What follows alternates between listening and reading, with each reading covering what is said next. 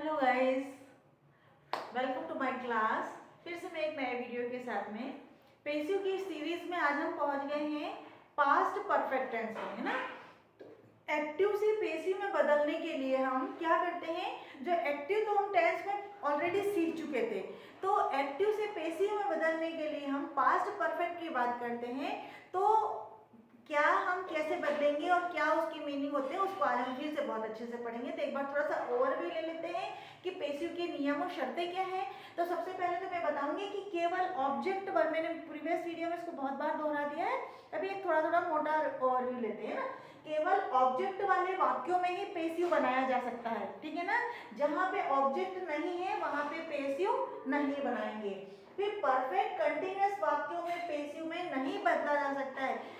Weather में it में भी प्रेजेंट टेंस, प्रेजेंट का परफेक्ट टेंस, पास्ट का परफेक्ट कंटिन्यूअस, यानी present perfect continuous, past perfect continuous और फ्यूचर परफेक्ट कंटिन्यूअस, और as well as will be वाला कौन सा, फ्यूचर, फ्यूचर कंटिन्यूअस टेंस, इनमें पेसिव नहीं बनाया जाते। रेयरली कंडीशन में कोई बनाता हो तो बनाता है, बट हम तो मतलब नहीं बनाते हैं, ऐसे नियम में तो ऐसा ही कहता है। ठीक है, आगे बढ़ेंगे। और फिर ऑब्जेक्टिव प्रोनाउन का यूज करते हैं, जैसे जहां पर सब्जेक्ट में यूज करते थे आई, यू, वी, ही, शी, दे, वहां पे हम जब पेसिव की बात करते हैं तो बाय लगा करके आई की जगह मी, यू की जगह यू, ही का हिम, शी का हर, दे का देम, वी का अस, रिया का रिया, इस तरह से यूज करते हैं। रिया का रिया क्यों, क्योंकि पर्टिकुलर नेम है ना। हाँ, एक चीज और ध्यान से बता दी थी, कल एक मतलब एक व्यूअर ने पूछ लिया कि मैम ये जो नहीं भी लगाने से काम चल जाएगा क्या। ये गाइस बिल्कुल नहीं लगाओगे तो भी चल जाएगा, पता चल जाता है कि काम किसके द्वारा किया गया है ना। ठीक है, यहाँ कोई प्रॉब्लम नहीं आएगी।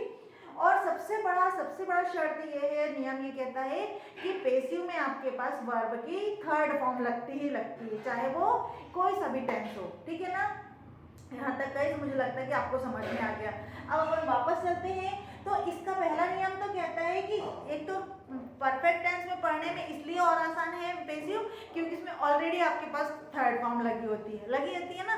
चलिए, तो यहाँ पे अपन देखते हैं सब्जेक्ट, हेड और क्या हो जाता है साथ में, सब्जेक्ट, हेड और वर्ब की थर्ड फॉर्म और ऑब्जेक्ट हो जाता है ना।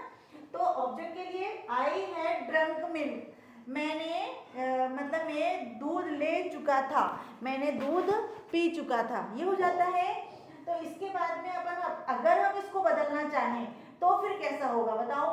तो यहाँ पे जो हेड आता है, यहाँ पे सब्जेक्ट के बाद हेड और वर्ब की थर्ड फॉर्म थी, है ना। मैंने पहले ही बताया था, एक ट्रिक बताया था कि जैसे जैसे हम ऊपर आते हैं वो पेसिव में चेंज होते रहता है। तो यहाँ पे हेड है तो यहाँ पे अपन हेड भी ले लेंगे, है ना। कंटिन्यूअस का, परफेक्ट कंटिन्यूअस का ले लेंगे, क्योंकि कंटिन्यूअस में तो कुछ बन नहीं रहा है, ये ट्रिक है। चलिए, हेड भी ले लेते हैं। तो ये वाला जो ऑब्जेक्ट था, ये वाला है ना, जो सामने था, पीछे था, अब ये आ जाएगा सामने, तो ये सब्जेक्ट की जगह पे काम करेगा, ये ऑब्जेक्ट आ जाएगा और हेड की जगह पे आपका हेड पिन आ जाएगा। ठीक है गाइस, मुझे लगता है आप बहुत स्लो सीखो पर लेकिन अच्छे से सीखो। हेड पिन और वर्ब की थर्ड फॉर्म तो एज इट इज रहेगी और बाय लगा देना है। देखो बाय अभी आप लर्नर हो, बिगनर हो, इसलिए लगाना, नहीं तो जरूरी नहीं है, जब आप पढ़ने लगते हो तो खुद ही समझ जाते हो कि tea had been made by them. ठीक है ना, ऐसा भी हो सकता है, उनके द्वारा बनाई गई, ये भी हो सकता है। तो अभी आपको मैं, अपन बिगनर है, स्कूल पॉइंट ऑफ व्यू से सीख रहे हैं, तो अपने को इसको सीखना है। तो बाय लगा करके फिर देखो me, you, him, her, them, yes, Riya, है ना। लेकिन यहाँ पे देखेंगे जरा आप फिर से, I, you, he, she, they, we, Riya, ये चीजें लिखाई जा रही है यहाँ पर। तो इसका मतलब यहाँ पे जो कर रहे हैं वो अपन ऑब्जेक्टिव प्रोनाउन लिख रहे हैं और वहां पे सब्जेक्टिव प्रोनाउन लेंगे। सब्जेक्ट की जगह आ रहा है इसलिए सब्जेक्टिव प्रोनाउन, ऑब्जेक्ट की जगह आ रहा है इसलिए ऑब्जेक्टिव प्रोनाउन। यहाँ तक कि गाइस क्लियर हो गया। तो अपन टेंस पे चले। चलिए, आई हैड ड्रंक मिल्क, मैं अपना दूध पी चुका था जब तुम आए, है ना। जब भाई स्कूल जाना है और आए, है ना, होता है ना आपके साथ ऐसा। तो जब आए तो मैं ले चुका था, ठीक है ना। अब बाय द टाइम या by you came here, you come here, so that time. अब you had taken milk tea, तुम चाय ले चुके थे, तुम ले चुके थे, पहले ही ले चुके थे, लेकिन उसको बताने की चाय आपके द्वारा ले ली गई थी, तब क्या करेंगे आप, टी हैड बीन, क्या ले आना है, tea had been taken by you, tea आपके द्वारा ले ली गई थी। ठीक है, चलिए चलिए आगे बढ़ेंगे।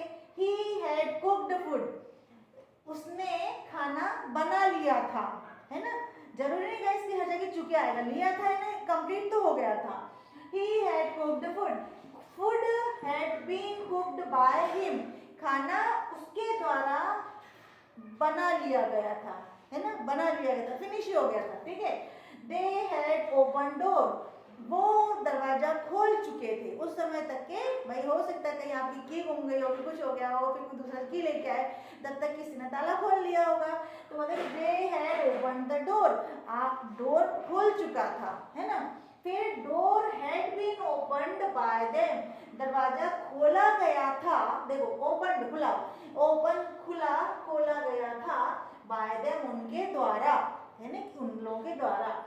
We had clean the room, हम कमरा साफ कर चुके थे, हमने कमरा साफ कर लिया था जब तुम आए, या जब वो आए भी हो सकता है, तब the room had been cleaned by us, the room जो था वो साफ कर लिया गया था बाय अस, हमारे द्वारा। Riya had washed cloth, Riya ने कपड़े धो चुकी थी, clothes had been washed by Riya, clothes धुल चुके थे, किसके द्वारा, रिया के द्वारा, by Riya, clothes had been washed by Riya, Riya के द्वारा कपड़े धुल चुके थे। ये एक, अब यहाँ पे हमारा जो पास्ट परफेक्ट टेंस के पेसिव में ट्रांसफर करने वाले, ट्रांसलेट करने वाला या कन्वर्ट करने वाली चीज यहाँ पे खत्म हो जाती है। लेकिन मैं इसके साथ एक चीज और बताती हूँ कि हमेशा ऐसा नहीं आता कि एक्टिव से पेसिव में बदलिए, ऐसा नहीं आएगा, कभी ऐसा भी आ सकता है ये सेंटेंस दे दिया जाएगा और इसे बदलना पड़ेगा, इसीलिए मैं इतना स्लो पढ़ा रही हूँ कि आपको इसको कन्वर्ट करते भी आएगा, और आप जब नोट्स बनाओगे तो इसी पैटर्न से बनाना, ताकि आपको कंपैरिजन अच्छे से कर सकते हैं ना, so that you could comparison very easily, ठीक है। अब इजीली करने का मतलब ये नहीं है कि हमको उसको पढ़ना नहीं है, बार बार पढ़ना भी है। देखो यहाँ पे हेड बीन आ रहा है, यहाँ हेड आ रहा है, यहाँ टेकन आ रहा है, यहाँ भी टेकन, तो इस वाले पेसिव में तो बिल्कुल भी प्रॉब्लम नहीं आनी चाहिए, ठीक है ना। बस इसको बार बार पढ़ेंगे तो बिल्कुल मुश्किल से 1-1.5 घंटे में जब आप बार बार अपने घरों के आसपास के एग्जाम्पल ले लेके इसको सीखोगे तो बहुत जल्दी बन जाएगा।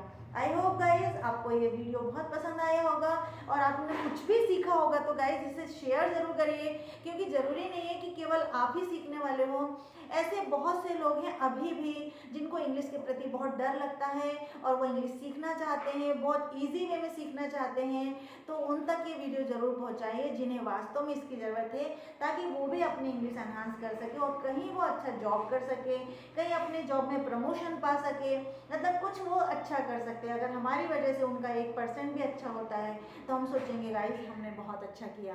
Thank you guys, thank you for watching me.